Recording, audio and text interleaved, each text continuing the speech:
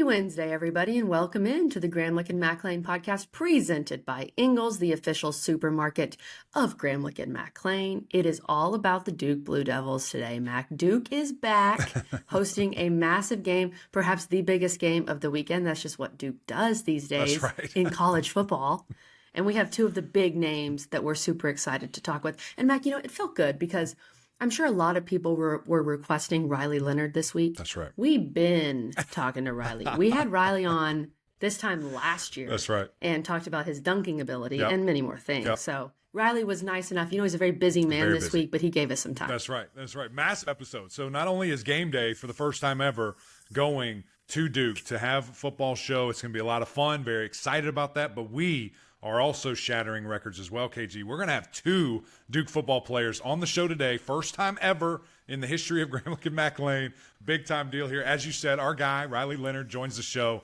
Love always talking with him. And like you said, we've been on this train. We saw what we needed to see enough last year, and now everybody else is just catching up. But we also have my brother, Dwayne Carter, the president, as I like to call him. Such a great leader, a guy that's been to ACC Media Day 3 years. It was funny. I was joking with Kat and Coach at Media Day, and we were like, who the heck are we going to take? And, to Media Day, and Dwayne's like, me, I'm going. And they're like, no, you've been 3 times. And he's like, I'm going. And so what do? You can't do anything around it. An excellent leader. So we have both these guys on today. Just a really fun kind of offense and defensive perspective going into this game. It's a big enough game. We had to cover it from every angle. But, of course, before we jump into this, and we're going to start with Riley, we've got a message from our friends over at Ingles.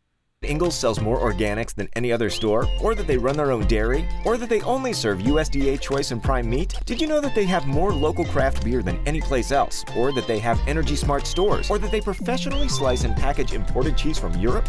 Did you know about their giant international aisle, local farm partnerships, curbside pickup, wine department, or that they donate 3,956 meals a day to local food banks? Well, now you do. It's all in the bag. Ingles, low prices, love the savings. Riley Leonard, welcome back. You're climbing up the leaderboard very quickly on this podcast, man. We appreciate you joining us, making some time for us. How you doing today, brother? I'm doing great. It's great to be here again. Yeah, this is a superstar we're talking with now, Eric McLean. Okay, we had Riley on last year, and now this is capital R Riley, all right? This is a superstar. But Riley, we know the Clemson win, massive, catapulted you guys even more into the national conversation. And who reached out to you that just blew your mind after that game? Yeah, he didn't necessarily reach out, but when RG3 tweeted something about me, that was the coolest thing in the world for me. Everybody from back home knows I was like the biggest RG3 fan. Growing up, had his fat head on my wall, jerseys, autographs, all that stuff. So he didn't have to reach out. When he tweeted, I think it was actually Vanilla Vic, something like that on Twitter. I was just, that did it for me. He's giving you a nickname too. Yeah, I was like, I'll take it, dude. I don't know if I can run like him. Well, that's all we'll call you from now on. So it's been written, man. It's been written. That's amazing. That's amazing. Well, let's just jump into the season, brother, because man, you guys have been balling. Just blowing people out. And of course, it started that Monday night when we were there with you guys. It's got to be a lot of fun. What you're doing, how you're doing it, from a total team perspective. So just what have you seen from your guys, man? And is this maybe what you thought it could be early in camp? Yeah, well, you said it right there, a total team perspective. There's not an area that we aren't playing well at right now. As a whole Duke football team, obviously our defense is just playing lights out. And that's, doesn't come as a surprise to me. I faced them all fall camp. When you look at just so many different little things, our special teams, our punter right now is arguably the best punter in the country. He's killing it.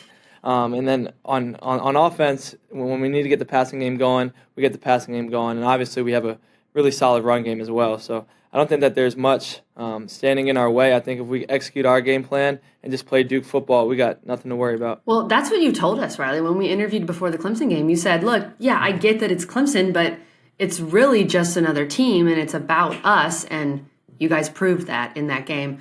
I know you went into that game thinking, we're going to win this. That's the mindset you have to have. Was there a moment in the game where you realized, oh, this is really happening? We're gonna get this win? It wasn't until late. Okay. When you play a team like Clemson, you can never really settle down or enjoy the moment because they are such a good program and such a good team they can strike back at any moment. And for a quarterback, I mean, all the guys, everybody's emotions get high. Everybody starts to think ahead. But for me, it's stay cool, calm, and collected, get the guys going, finish this game out the right way. And we did that. We had a good 4-minute drive and then ended the game with the ball. So it was good. How are you able to keep so cool, man? I know we talked about this weeks ago, but I just want our listeners to kind of hear that. And not just the Clemson game, like your whole life, I feel like it's been this way. In any moment, you don't fall into the pressure. You don't worry about the adversity. You just keep your head down and keep grinding. How do you draw from that? What do you draw to have that kind of mindset? Yeah, I think in sports, the more you overthink, and in life, you just said it, in life, the more you overthink, the more you stress. That's when things get difficult. I'm a guy that goes through life and trusts God, and I know I carry that with me everywhere I go. So there's not a decision that I make that I'm not fully comfortable with. There's not a room that I can walk into and just panic. I think every situation I'm in, I find a way to just do what's comfortable for me. And when I'm out on the game field, no matter the situation, we can be down 50 or up 50. There are more important things in life, so I'm not going to get too high or too low over, a simple football game. It's such a good perspective, Riley. And Mac was there in Durham. I was watching on TV, and they would zoom in on your face, and you were just, you were, maybe huffing a little bit because you're playing football, but you were locked in. Because he's running for 1,000 yards. Well, speaking of that, the big run that Mac and I, when we were breaking down the game afterwards, we thought that broke Clemson's back in many respects. That big run that you had where you break the tackle from Dwayne Carter, and then you take it to the house. What were you seeing on that run? I know you're not overthinking it because that's what you told us, but walk me through what that felt like.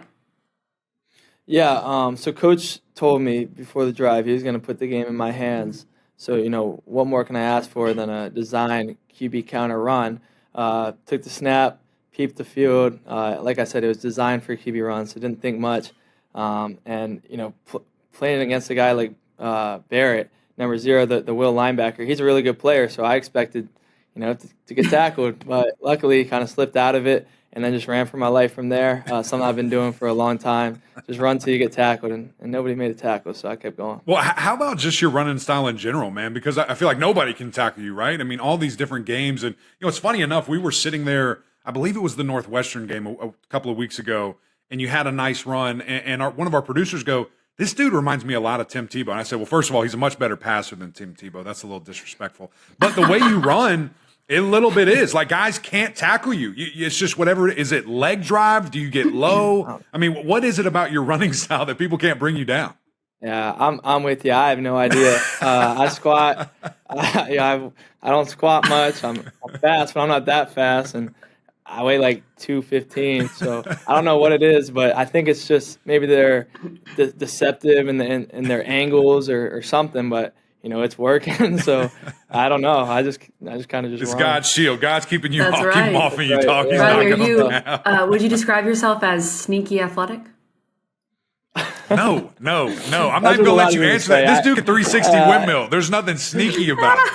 Yeah, I know. That's kind of been the story around my name, or at least, whenever I first got here and started making plays. But I think now there's not much sneaky. Yeah, I wonder why. I wonder why people would say sneaky athletic. I have no clue there, Mac. Mac, we have to talk about You Suck. We have to talk about the bracelet because that story is crazy. Your mom would say it to you, text it to you to kind of keep you humble. Can you, for people who didn't watch the broadcast, can you remind us of what that story is? Yeah, so in high school, in my later years of high school, you come from a small town, everybody knows your name, everybody's talking about you, there are news articles coming out about you, and that all happened at once for me my junior year. And I found myself really enjoying it for a couple weeks and thinking that I was something, thinking that I did something. But, I quickly realized, like, I wasn't in the right mindset that I should be. I wasn't as hungry as I should be. So I sat my parents down, and, I was like, somebody needs to either cut all this congratulations, and then somebody needs to tell me I suck every once in a while. My mom was like, I got you. It was she didn't hesitate, and ever since, like this interview, she'll text me, hey, don't suck at this interview. Whatever I do, it's just a little extra motivation to keep me humble and to never put myself above anybody or any expectations. And you got to have that, right? I mean, it's amazing that you do. And, of course, to lean on your family. And I just meeting them was so cool. Again, we keep referencing this Clemson game. I know it was a month ago. But, seeing them and seeing why you kind of are the way you are, meeting your brother and your grandpa who just got back from Africa, all these crazy things. It's so much easier if you see that side of who you are, Riley, and why you are the way that you are. It just makes sense. It totally makes sense. Yeah. But I do kind of want to ask because, you said that high school deal. We're getting into new waters almost every day. And with your performances, with expectations, with what people think could come down the road. How are you dealing with that? How's your family dealing with it? I talked to Graham about this because, inevitably he's dealing with a very similar thing. But it's happening in real time. So how's that been like for you, kind of the external pressures of all this success?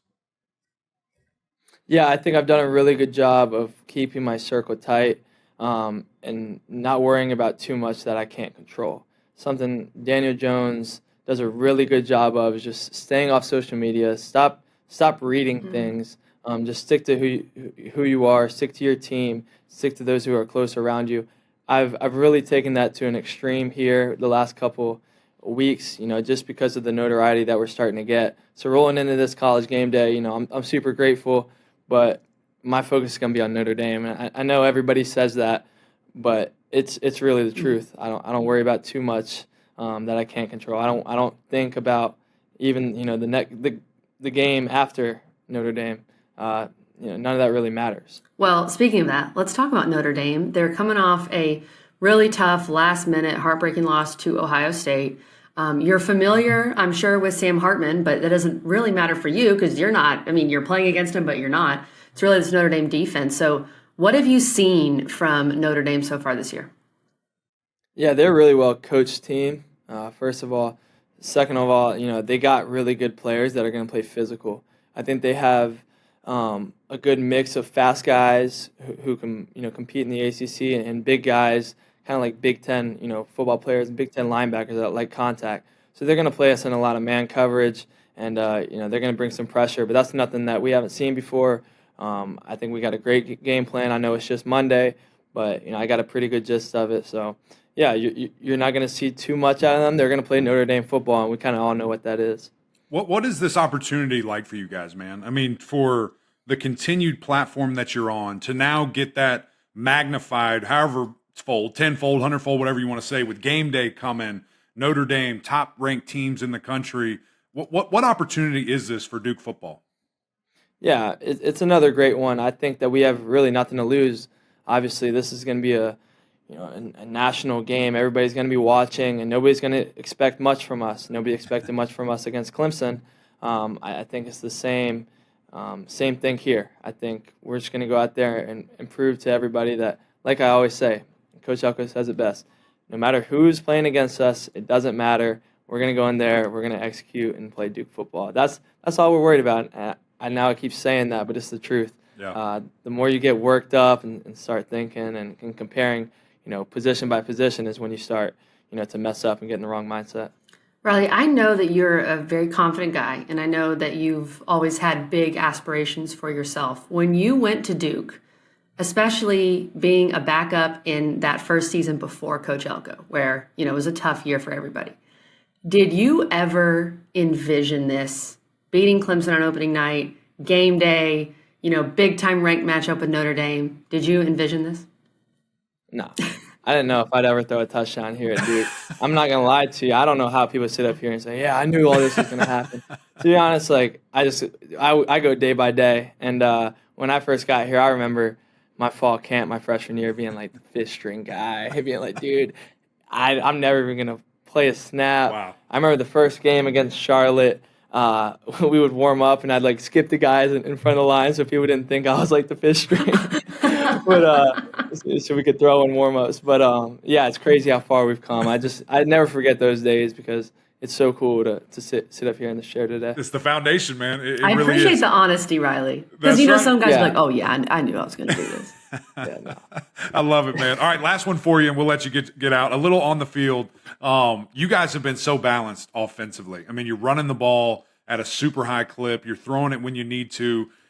How has that maybe prepared you for the brunt of this schedule, which is about to really ramp up to where you have, okay, you want to take that away? We've got the run. You want to stack the box? We can throw it around the yard. How has maybe these first 4 games helped you to now things are really going to jack up?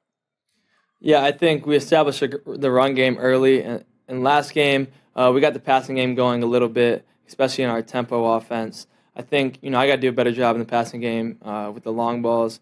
But we have confidence in whatever, aspect of the game we need to play.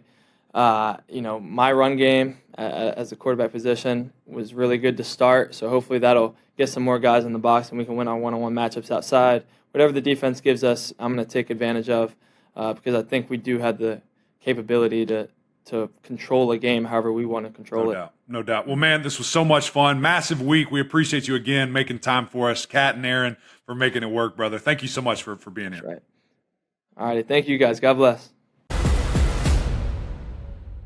Dwayne Carter, the president, my man, finally got you on here, brother. Super excited to talk with you today, man. Thank you for joining us.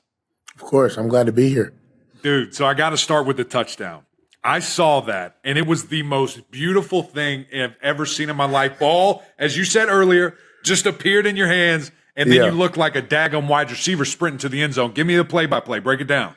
Yeah, of course. So first, I say Anees cut the stretch off. Great job. Held the guy up. Initially knocked the ball out, and then Ryan Smith, my guy, kind of flew past me. It was teach tape, simultaneous, double arm, and the ball kind of fell and didn't move. So, usually you practice like scooping scores, the ball's bouncing everywhere, rolling everywhere.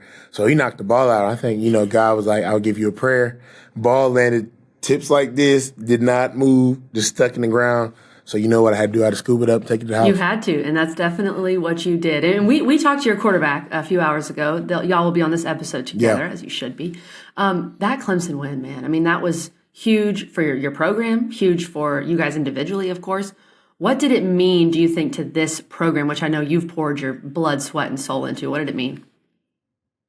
Yeah, so it meant a lot, honestly, and more so for, I guess, Duke as a whole and our fan base, right? Because at the end of the day, we knew going in we had a chance to win that game, and if we executed and did everything we were supposed to do, we could win that game. So we proved ourselves right, but Duke as a whole has kind of flipped the culture, right? So a lot more eyes are on us, nationwide, but as well as on campus. Like, even on campus, I just got out of class, and somebody's like, hey, nice scoop and score. Like, just random people just popping in, just saying certain things, and that's typical, the bigger state schools and other schools like that, but now, we're making a little transition, and people are starting to take notice. I love it, man. Well, I'm actually going to steal KG's question. She asked Riley about this, and I'm fascinated to know from your side because you've done so much for Duke. You've been there so long and have seen a lot of change, and been a part of some great teams, been a part of some teams that maybe didn't meet the standard, and now you've taken it to another level. So I'll ask it to you this way: when you came to Duke, man, and you put on that jersey for the first time, did you ever think it would be like this? Did you ever think it could get to this level? Yeah, so funny, I came to Duke in 2019, right? So year 5 for me. And at that time, we've been to 7 straight bowl games, won 6 out of the last 7. My first game ever in college was against Alabama in the Benz Dome in Atlanta. So, we were on the up and up, right? So, it was never a question in my mind, all right, we can compete at the highest level. We're making steps toward that. And then, unfortunately, those last 3 years didn't go exactly how we planned to. So then you begin to lose hope a little bit. But like you said, I love this place, and I gave everything I have to this place every single day. So I wasn't going to leave, especially not without getting my degree. That's right. I was so close to graduating. So then, I made a decision to stay, and the biggest thing was the hire, right? Obviously, there's a lot of good football coaches around here, but there's not a lot of coaches who can actually relate and have relationships with their players, especially at the head coach level. And that was a big thing that Coach Cutcliffe did, and I'm forever grateful for him and the relationship that we had and still have to this day. And then Coach Elko, he came in, didn't skip a beat, and, we see where that's led us to past a year and a half so far. Yeah, no doubt. Well, you read my mind because I was going to go to Coach Elko and ask you about him. So day one, he gets that job. I mean, is he, especially for someone like you who, like you said, could have gone elsewhere perhaps, does he reach out to you? How did he win you over, I guess is my question. Yeah, so it's funny. He had his press conference, I think it actually might have been on my birthday. I think it was the press conference after we got announced. So, of course, majority of the team shows up, listen to hear him speak, and we kind of waited in line, introduce yourself, but he shook probably a million hands that day, so it wasn't anything serious. But I remember my first meeting with him was in the head coach's office. And we had to talk, but it wasn't anything about football. It wasn't about scheme. It wasn't about my playing style. It wasn't about his vision for this program. It was, all right, what's the cultural climate on this campus? What's the racial climate on this campus? And that just let me know he did some prior research to me and who I am outside of the field and what I'm involved in around here, and that he really cared about, the aspect outside of football. Because so often it's hard, especially in this day and age, to get caught up in just being a football player. So that's something I really pride myself on, is branching out, and it meant a lot to me that he took the due diligence, to do the research on me and learn that, that's really what I practice. And I'm sure that was empowering too, right? To have a guy that obviously supports that and pushes you and, takes it maybe to a little bit different level. How has that been, man? Just in this climate and day and age where the student athlete's voice has never been more powerful. I know you have truly used that to the max and continue to do that. How have you seen that change, and what kind of things could you just elaborate a little bit, that are important to you outside of football and off the field? Yeah, for sure. So I guess it stems back to that 2020 was the back half of my freshman year. Pandemic, you talk about the George Floyd incident, you talk about the Black Lives Matter movement, you talk about everything else that was going on in this country. It was just hate, divide. It was almost you had to pick a side. And that kind of just fueled my passion to learn. I just wanted to learn about history, American history, Black history, whatever it was. I just wanted to learn, right, and see where everything kind of stems from. And the biggest thing I took away in my 7th grade history class, my teacher, Mr. Frost, he asked us, why do we learn history? Or why is history taught? And, nobody could answer the question. Everybody's nervous, like, oh, it's a trick question maybe. I don't know. And he literally said, so it doesn't repeat itself. And, it's something so simple, but it's so profound in the sense that we just don't know. And if you don't know any better, how can you do any better? And that's the biggest thing I want to take with me when I go into my next career is teaching, in community service. That's kind of where I kind of view myself as a servant leader. And I feel like I can do that best as a teacher. So, when I'm done playing ball, and even while I'll be playing ball, hopefully as long as I can, but I'll be doing my other stuff on the side as well. And that's kind of what fuels me, and that's the passion that kind of drives me in this world. That's awesome. I mean, kudos to you, and just great answer right there. And you talk about history repeating itself. You guys are changing that with Duke and with Duke football. I mean, you look kind of at the back, and Coach Cutcliffe obviously changed what this program is. So many different bowl games, as you mentioned, playing for the ACC title, but now hosting game day for the first time ever. Yeah. So like you said, you got guys talking to you when you're coming out of class. I mean, what is the vibe on campus right now when you guys are changing that history?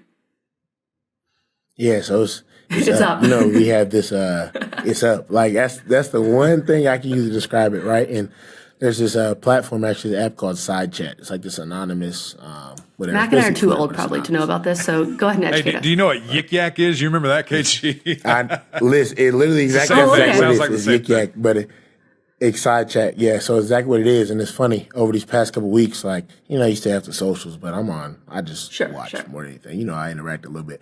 But it's funny because now our Duke stream has been like game day memes. They make memes about our wins. They make memes about certain plays. They make memes like Riley Leonard for president. Like, just different things like that. So it's all these new nuances that we see on our campus from our student. Like, and the fan base is truly growing to, we have the Camera Crazies, but now we have the Wade Wackers as well. So they'll be out full force on Saturday. Man. I love that. Well, I mean, this defense has been playing at a super high level too. And I think that, obviously a guy like yourself who's such a leader but such an impactful player, that's got to be fun. And I remember kind of asking you this a year ago when Coach came in, and you said it was just able to take it to another level. Well, now I feel like you've done that again this year and have had just a crazy start. Like, your number one defense in the ACC points allowed. You guys are killing it on the passing, rushing side, creating all these extra opportunities. What have you seen from your defense this year that even thinks that maybe there's another level that we can get to, and maybe we see that this Saturday? Yeah, it's a level of maturity, I'd say. To start off with, last year, we kind of were learning what to do, right? So what type of scheme he was going to bring, how he wanted us to play, different things like that. But now it's like, how do we take everything to the next level? So Coach Elko can really frame this in the spring and the winter as the what to the how. So the how we practice, how we execute, how we do different transitions, how we rotate different safeties, how we rotate up front. Like, it's just been a whole nother step. And it's funny, like, we're doing pretty well right now, numbers wise, but when you turn on the tape, there's just so much more we have to climb. And there's a lot of things we're missing as far as, like, a couple things, That's right. Sure. But can't give away too much. But we do definitely have another step we can take. And, we got to take that next step. But like I said, maturity, because we got a lot of old guys. And Go ahead, brother. Sorry. Last year, last year we had a lot of young guys, but this year, transition guys, a lot of guys got a year underneath their belt. And that's important. How have guys been super receptive to that? I know that's hard, right? Like, because especially being young men and being super successful like you are this year.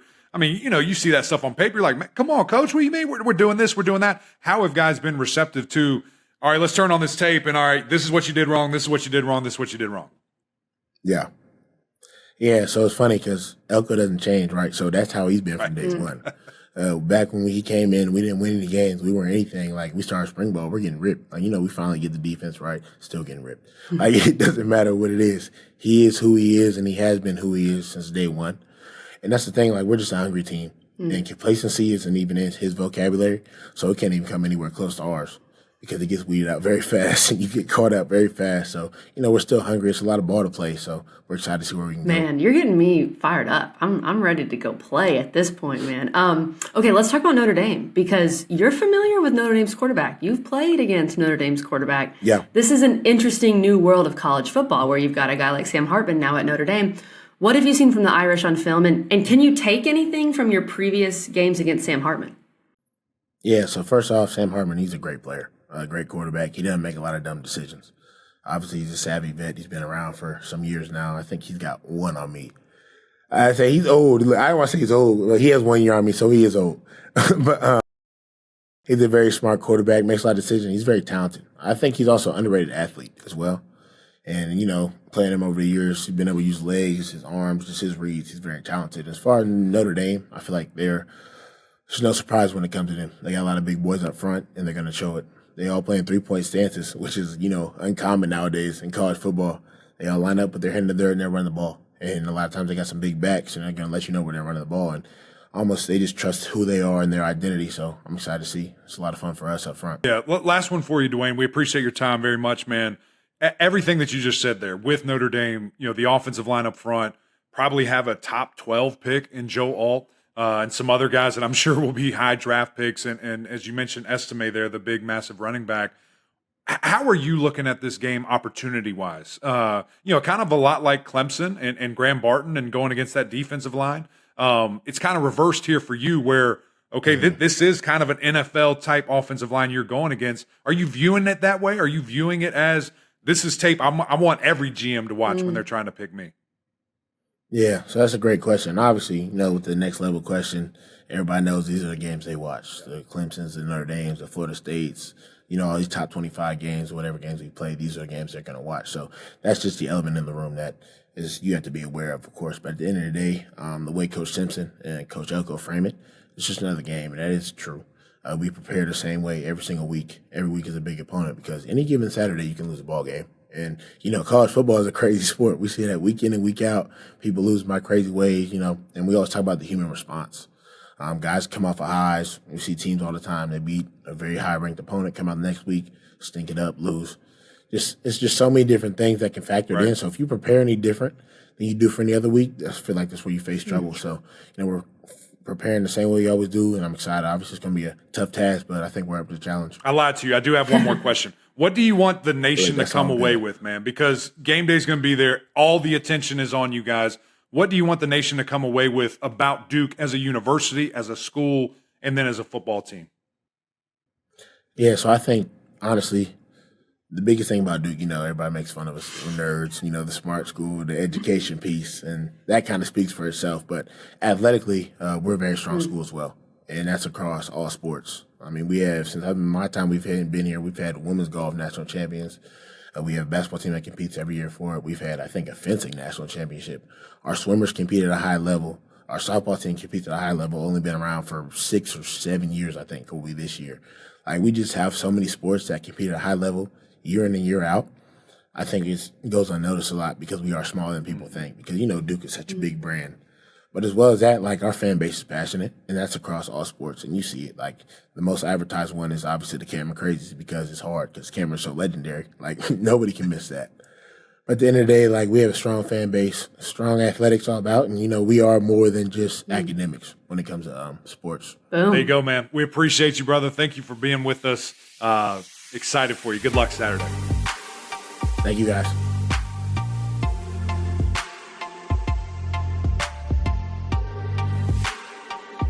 Thanks again to Riley Leonard and the Prez, Dwayne Carter, for joining us here on this episode. We appreciate their time. We know it's busy. Look, game day's coming to town for the first time ever. Dwayne Carter said the vibe is up on campus. So things are happening. And Mac, you played in many games where game day was there. And you were kind of talking to Riley off camera, I think, about all the responsibilities, just things that happen. So what is that like? It has to add just so much more outside stuff to the week. It really does. And there's just so much going on. There's so much excitement. I mean, you're getting probably triple the text that you normally would. Can you give me tickets? Can you give me tickets? Can I go to the game? Oh, this is a huge deal. All these things, because it already is a big game. And then that just takes it, to another level. And there's a lot of responsibility. So very grateful for both of those guys, as I'm sure they are flooded with asks and media responsibility, all these different things.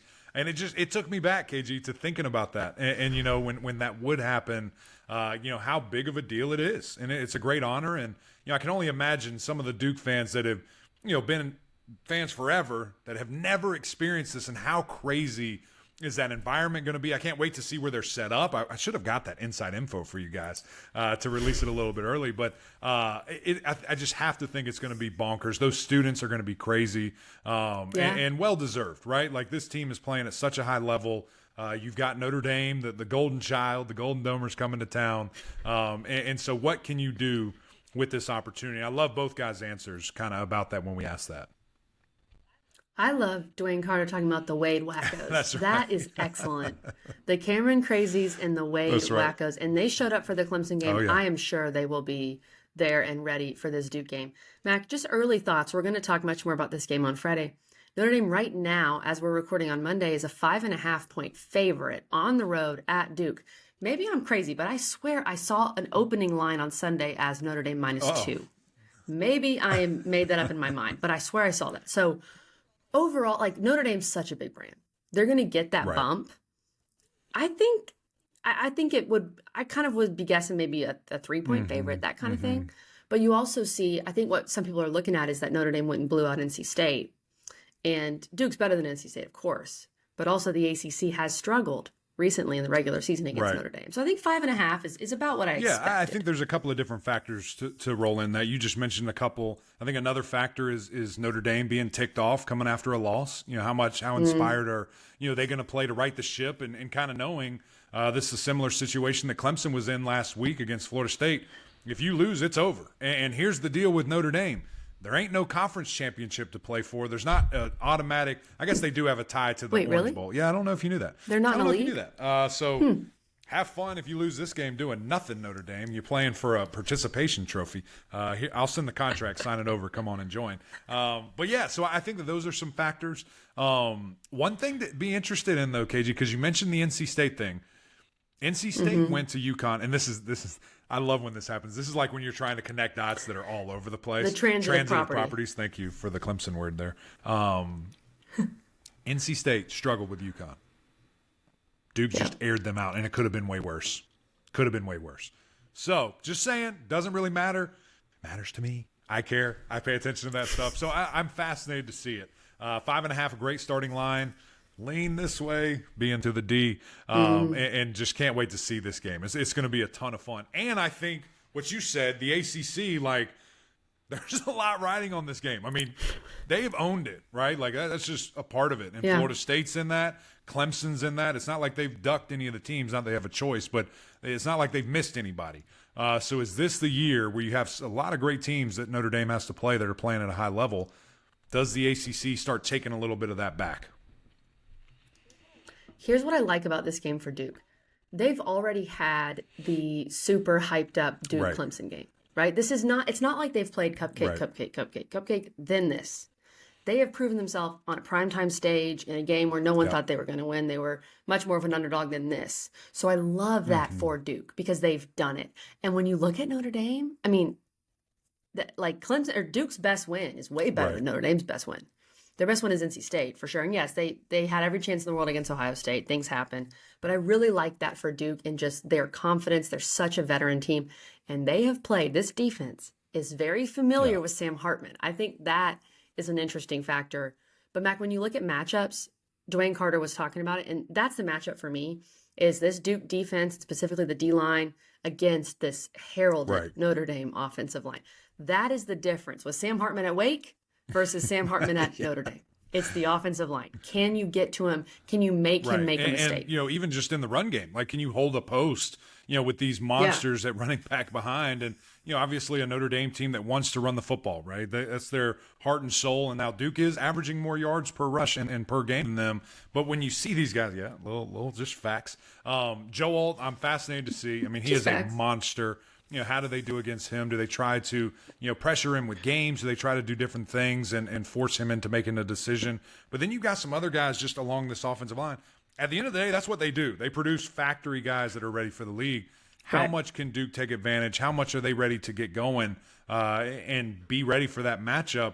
The second one is, of course, Sam Hartman versus this Duke secondary that looked electric against Clemson, that was flying all over the field, very fast, very physical. How can they kind of play into that? So defensively, those are kind of the two things I'm looking at for Duke.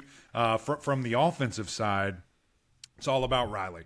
How can he really step up and play? And, a guy he's got to be careful and kind of know where he is Benjamin Morrison there. I saw Gojo tweeting about this earlier in the week. He's the best cornerback I've ever seen in my life at Notre Dame. Now, he didn't say the rest of, before he was alive, but just saying how good this guy is. Clemson fans obviously very familiar with this young man, the things that he was able to do the last time they played. But this is a much faster Notre Dame team than historically when people would say they're not ready for the speed, they can't hang.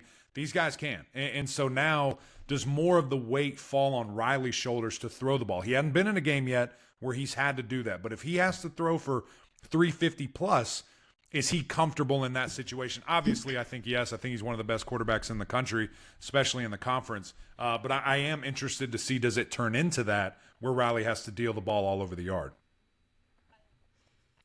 Yeah, I think you're exactly right, Mac. If I'm watching Duke, what I'm thinking is, can I Right. take away Riley Leonard's legs? Right. Can I make him a pocket passer? Because if I can, I don't know if I'm going to Exactly. win the game, but I'm going to have a really good chance. So I imagine that's what And, Notre Dame is tall honing in task, on. obviously a big guy, hard to tackle. We asked him why. He doesn't know. Yeah. I don't know. Kelly doesn't know.